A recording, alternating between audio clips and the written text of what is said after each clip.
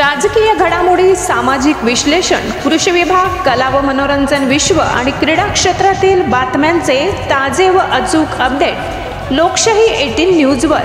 बातमी मागची बातमी, शोध सत्याचा. आज दिनांक 3 सप्टेंबर रोजी पातळी व खोकरी येथे अंगणवाडी केंद्रांमध्ये पोषण महासप्ताह दिन साजरा करण्यात आला. यावेळेस विविध कडधान्य, रानभाज्या, इतर सर्व धान्य प्रात्यक्षिक करून दाखविण्यात आले.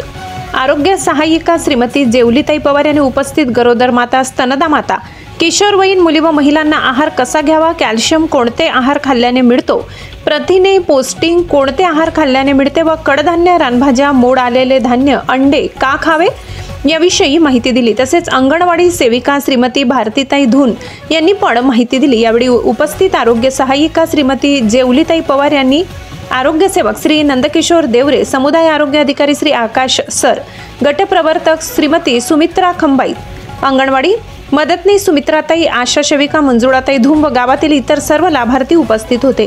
प्रतिनिधी सुरेश गायकवाड.